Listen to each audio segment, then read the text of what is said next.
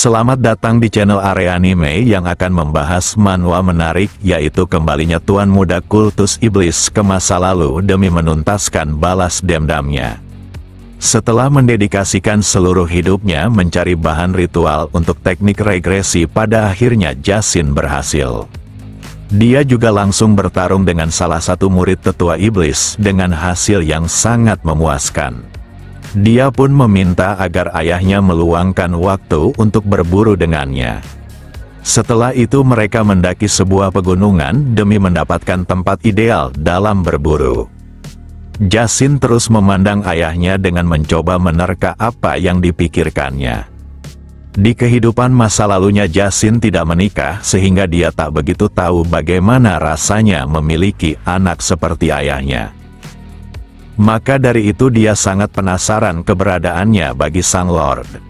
Setelah tiba di puncak, Sang Lord mengatakan jika makan malam mereka ada di sana. Jashin mengerti dan dia akan segera memburunya.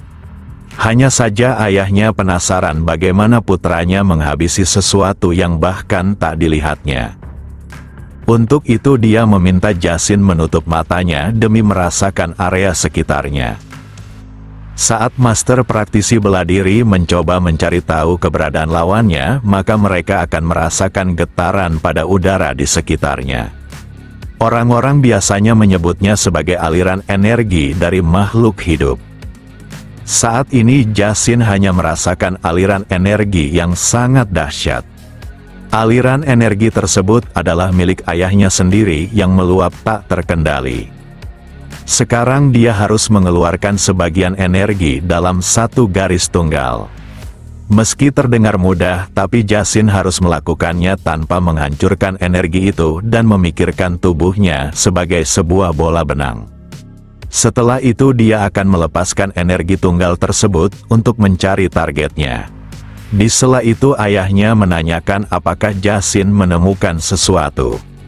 Jashin membenarkan jika dia dapat merasakan sesuatu dengan energi itu, tapi dia belum menemukan binatang buruannya melainkan sebuah pohon besar. Kemudian Jashin mencari di sekitar pohon itu tanpa melewatkan hal apapun. Jashin pun membuka matanya sambil memberitahu jika dia menemukan seekor babi hutan. Meski belum yakin, tapi karakteristik binatang yang memiliki bulu serta kuku panjang identik dengan babi maupun beruang, tapi ukurannya terlalu kecil dikatakan beruang. Lalu ayahnya membenarkan apa yang ditemukan oleh anaknya. Saat seusianya Sang Lord sendiri cukup kesulitan menebak targetnya, tapi Jashin berhasil melakukannya. Hal itu membuatnya terkesan akan bakat yang menjanjikan. Jashin menampakkan senyumannya sambil menegaskan jika dia diberkati dengan tubuh yang bisa mempelajari bela diri dengan cepat dan hal itu diturunkan oleh ayahnya. Walau demikian Sang Lord masih berwajah datar seakan dia sudah menghilangkan emosinya sejak lama. Pada malam hari Sang Lord kembali dikejutkan akan keterampilan Jashin dalam memasak binatang yang diburu. Walau Jashin mengatakan jika dia pernah membacanya di buku, tapi ayahnya seperti melihat seseorang yang selalu melakukannya. Sebelum regresi Jashin selalu hidup sendiri dengan satu tujuan, dan dalam perjalanannya dia sudah berburu hingga tak terhitung jumlahnya. Tak hanya itu, Jashin merasa tak sia-sia membawa semua bawaan beratnya agar bisa menyenangkan hati Sang Lord seperti apa yang didudukinya sekarang ini. Lalu ayahnya menanyakan apakah Jashin mengajaknya berburu karena ingin membuatnya terkesan dan memilihnya menjadi penerus kultus iblis. Namun Jashin tak berpikir demikian karena ayahnya bukan tipe orang seperti itu dan dia bisa menjadi penerus dengan usahanya sendiri tanpa bantuan siapapun. Sang Lord tak menyangka jika Jashin memiliki sisi yang berbanding terbalik dengan dirinya selama ini, bahkan mempunyai kepercayaan diri yang sangat tinggi. Maka dari itu dia ingin mengetahui alasan di balik ajakan berburu ini. Jashin ternyata memiliki dua alasan dan salah satu dia ingin belajar apapun yang bisa membuatnya kuat dan dia berhasil melakukannya. Sang Lord paham jika mengetahui keberadaan buruan tanpa melihatnya dapat diaplikasikan dalam pertarungan nyata, tapi dia penasaran akan alasan keduanya. Lalu Jacin hanya ingin memberitahu jika ayahnya mungkin selama ini telah salah paham karena dia ingin bertambah kuat, bukannya disebabkan untuk menjadi Lord berikutnya. Lagi pula ayahnya masih sehat dan kuat, maka Jacin akan puas dengan belajar bela diri dari kultus iblis sehingga mencapai puncak. Saat ini Jacin harus menguasai kekuatan tertinggi dalam kultus iblis, bahkan melebihi apa yang dimiliki ayahnya. Karena ayahnya sendiri yang dianggap sebagai iblis surgawi yang agung dapat dikalahkan oleh Mogi. Di sela itu ayahnya menegaskan jika hal itu tidak dapat dikatakan sebagai alasan kedua karena Jacin hanya mencoba menjelaskan yang dipikirkannya. Siapa sangka alasan kedua Jacin hanyalah karena ingin meluangkan waktu bersama Sang Lord seperti layaknya anak dan ayah. Meski terdengar bagus tapi Sang Lord menganggap emosi seperti itu tidak berguna, bahkan hal itulah yang bisa membuat orang kuat terbunuh. Namun Jacin tidak setuju pada pendapat tersebut karena ayahnya merupakan sosok terkuat di dunia dan jika minum alkohol bersamanya maka alkohol itu menjadi alkohol terhebat di dunia. Semua yang dia lakukan bersama ayahnya akan menjadi hal luar biasa seperti perburuan ini. Walau Jacin mengatakan hal itu tapi ayahnya masih tak menampakkan ekspresinya. Seakan dia benar-benar telah membuat emosinya agar tak goyah sebagai pemimpin kultus iblis. Di masa lalu Jacin tak punya kenangan apapun dengan ayahnya dan hanya ada ketakutan di dalamnya. Maka dari itu dia sekarang ingin memiliki kenangan tersebut, tapi bukan berarti dia melakukannya demi memahami ayahnya, melainkan untuk dirinya sendiri. Keesokan harinya saat mereka sudah seharusnya kembali tapi Sang Lord ingin tetap berburu karena pergi dengan sosok seperti dirinya setidaknya harus mendapatkan seekor harimau. Ucapan itu membuat Jacin sedikit terkejut. Lalu ayahnya memintanya tidak berdiam diri agar tak mempermalukan dirinya dalam perburuan ini dengan hanya mendapatkan seekor babi. Saat Sang Lord menemukan targetnya dia meminta Jacin untuk menutup kedua matanya. Kali ini ayahnya ingin Jacin merasakan angin di sekitarnya sambil menyuntikkan energinya. Seumur hidupnya Jacin hanya menghabiskan waktu dengan mempelajari bela diri dan tak pernah menyuntikkan energinya ke dalam angin karena tak ada yang mengajarinya. Tapi kali ini akan berbeda dengan langsung pengajaran dari Sang Lord.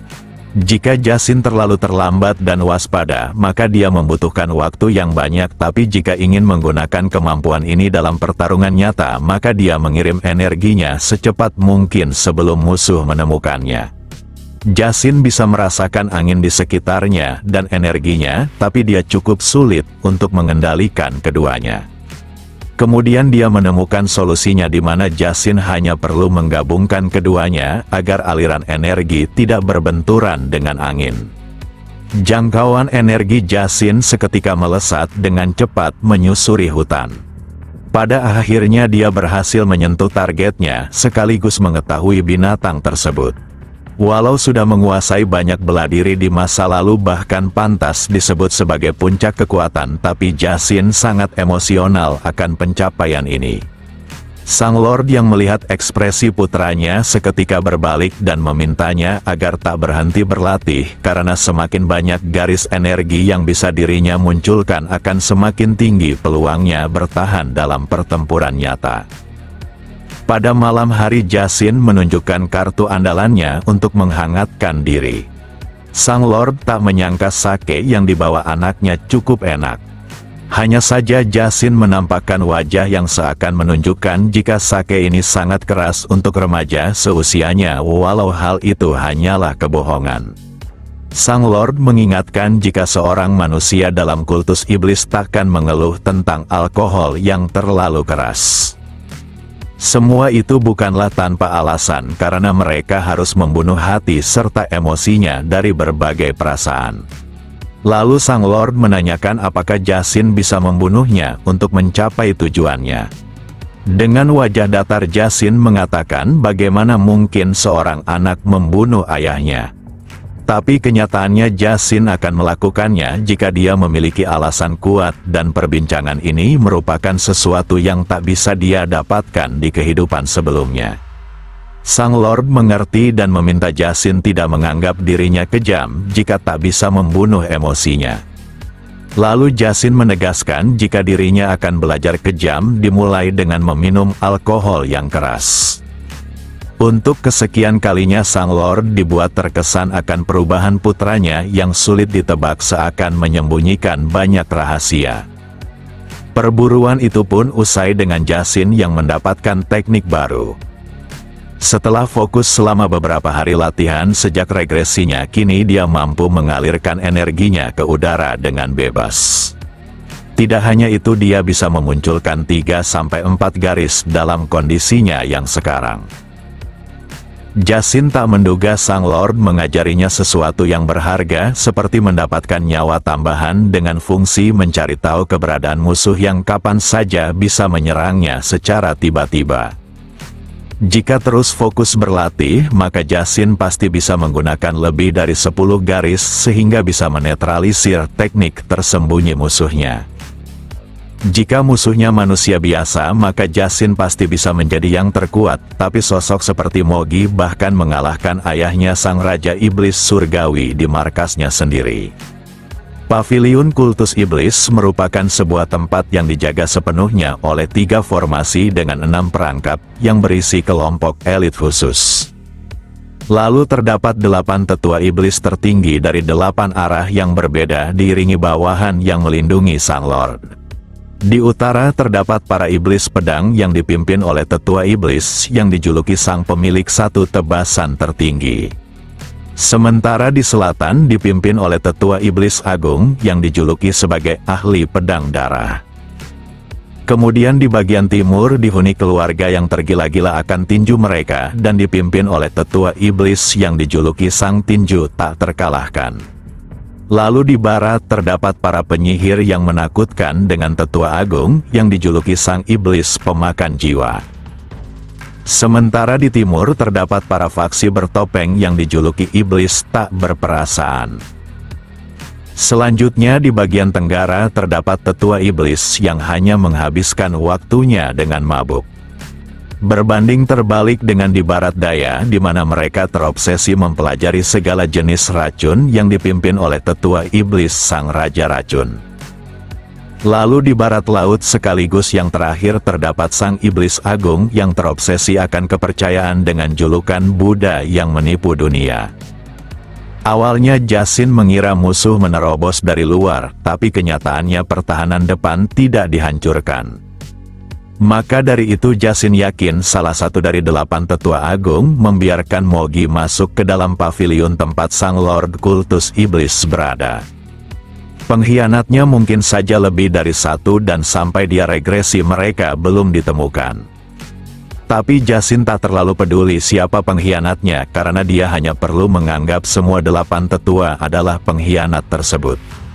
Bagaimana tidak setelah ayahnya mati tak ada satupun tetua ingin membalas dendam bahkan memutuskan untuk menghapus kultus iblis. Tak sampai di situ saja dia mengetahui kehidupan apa yang tetua iblis lakukan dan bagaimana momen terakhir hidupnya. Saat ini Justin akan memanfaatkan keberadaan 8 tetua iblis sebaik mungkin sebelum dia menyempurnakan tekniknya. Saat ingin keluar Justin dikejutkan akan suara di luar. Seseorang memanggil pengawalnya dengan sebutan gendut bahkan terdengar kasar padanya. Orang-orang ini ingin agar Luhan membawa tuannya jika tidak mereka bertiga akan menyeretnya keluar. Ucapan itu membuat Luhan marah dan takkan membiarkan mereka lewat apapun yang terjadi. Di saat yang sama Justin keluar untuk menyambut para tamunya yang sedang menggali kuburannya sendiri. Justin sudah mengatakan kepada pengawalnya untuk mengurus urusannya sendiri saat dia latihan bukannya malah menunggunya di luar. Pria itu pun berjalan sambil mempertanyakan kenapa tuan muda kedua tak seperti biasanya dengan latihan selama 4 hari. Justin mengenal orang itu dan merupakan salah satu murid tetua iblis pedang darah. Dia bernama Yanpo dan Jasin mengetahui alasan keberanian Yanpo yang bersikap tak sopan padanya. Semua itu dikarenakan Sang Lord telah mengumumkan bahwa siapapun bisa menjadi penerus. Hal itu membuat semuanya berpikir jika menjadi putra sang penguasa kultus iblis tidak begitu spesial lagi. Bahkan para anggota kultus iblis sangat terobsesi mengalahkan putra Sang Lord demi memperoleh dan mengukir namanya. Yanpo menegaskan jika dia datang disebabkan rekan seperguruannya tak bisa menerapkan seni bela dirinya disebabkan Jasin yang menghancurkan pergelangan tangannya. Namun Jasin merasa tak punya urusan dengan Yanpo karena dia bukanlah Pionho. Tapi Yanpo tetap bersikeras bahkan menuntut Jasin meminta maaf secara formal kepada rekan seperguruannya. Meski terdengar baik tapi Jasin mengetahui alasan sebenarnya Yanpo datang menemuinya. Di mana murid terbaik sang pedang darah belum diumumkan sehingga para muridnya berusaha membuatnya terkesan dengan segala cara.